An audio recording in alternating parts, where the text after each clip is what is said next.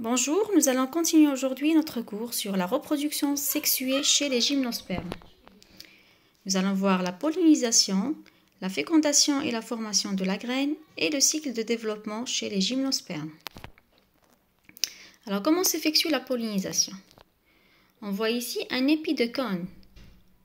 Tout autour de cet épi de cône, vous avez une poudre blanche. De quoi s'agit-elle?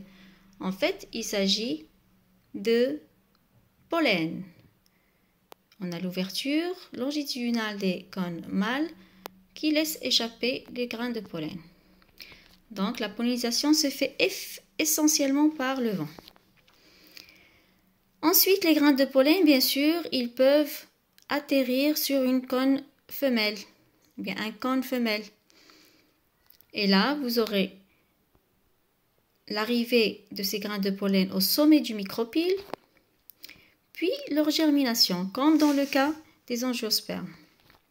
À la seule différence que les tube pollinique va rentrer en dormance en quelque sorte, ce qu'on appelle une vie ralentie.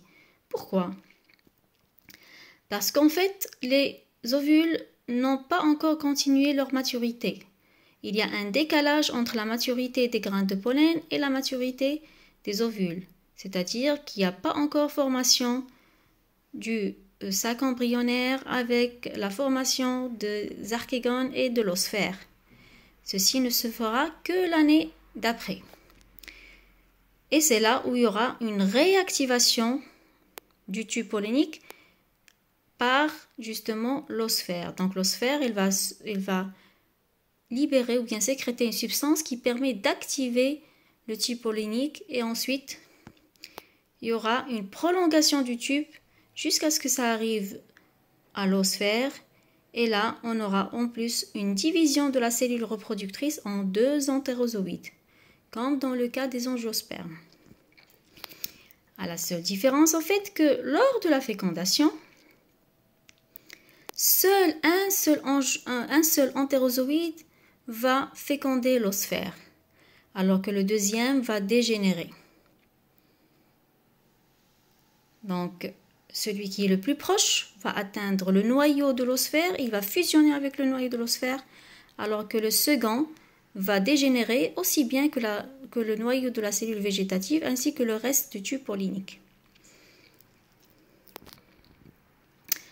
Une fois la fusion aura lieu, le zygote, ou bien ce qu'on appelle la cellule œuf, va commencer ses divisions. Donc elle va se cloisonner en plusieurs cellules par mitose, tout en restant enfermé dans l'endosperme, qui était en fait l'ancien gamétophyte femelle.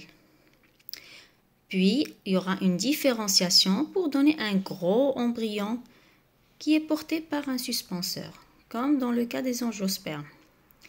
À la seule différence que là, même si vous avez deux archégones, où dans chaque archégone il y a un osphère, en fait, même s'il y a fécondation pour les deux archégones ou bien les trois osphères ou bien les deux ou les trois osphères, il n'y aura qu'un seul embryon qui va survivre.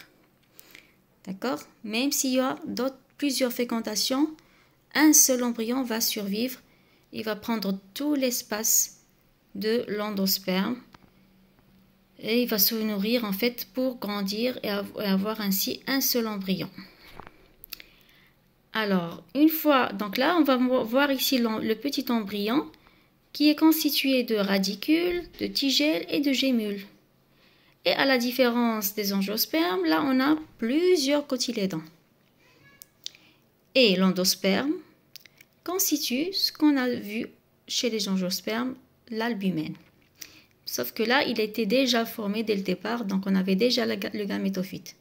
Là, il s'est seulement spécialisé, il va être utilisé comme nutrition pour la petite plantule qui est à l'intérieur, en fait, qui est encore pour l'instant un embryon. Puis vous avez bien sûr les téguments qui vont se transformer en écorce de la graine. Et là, on voit bien les graines, on a les deux graines, donc parce qu'on sait que dans chaque écaille, il y avait deux ovules. Donc chaque ovule, elle va se transformer en une graine. Et ce qui est spécifique chez cette graine, c'est qu'elle est ailée. Donc on a une sorte d'aile.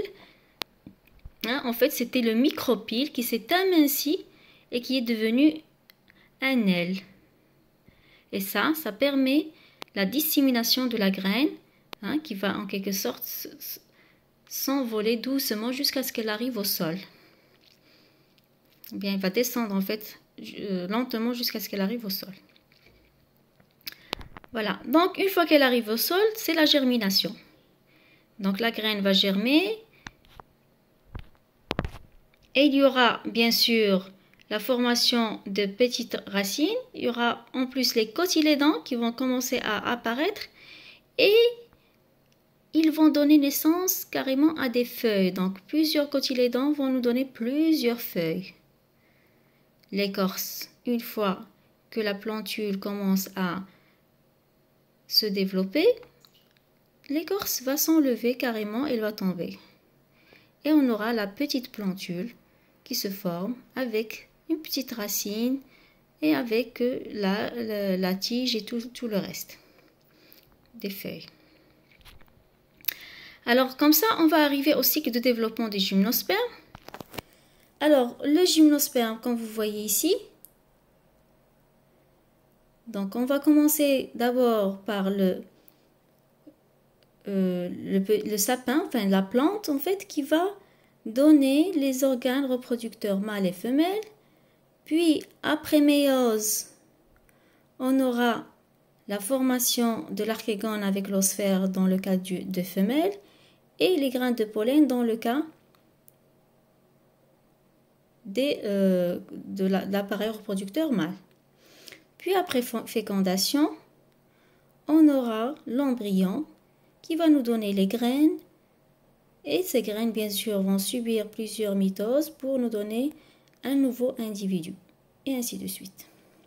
Alors rappelez-vous que on a à peu près le même schéma au niveau des angiospermes. À la seule différence qu'on avait en fait, c'est l'étude de fleurs qui étaient bisexuées, c'est-à-dire que on a les deux organes reproducteurs sur la fleur. Mais sinon, c'est les mêmes étapes. Il y a d'abord la méiose qui permet de fabriquer les gamètes mâles et femelles. Puis, il y aura une fécondation. Après fécondation, vous avez l'embryon qui va, bien sûr, d'abord la cellule œuf qui va se diviser, avoir plusieurs mitoses pour nous donner l'embryon. Puis, l'embryon va continuer sa croissance jusqu'à ce qu'il nous donne la graine. Et puis, la graine va germer pour nous donner une nouvelle plantule. Et ainsi de suite. Donc voilà.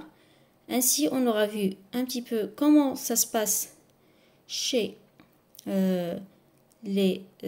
comment ça se passe la reproduction chez les plantes à fleurs, le groupe des gymnospermes.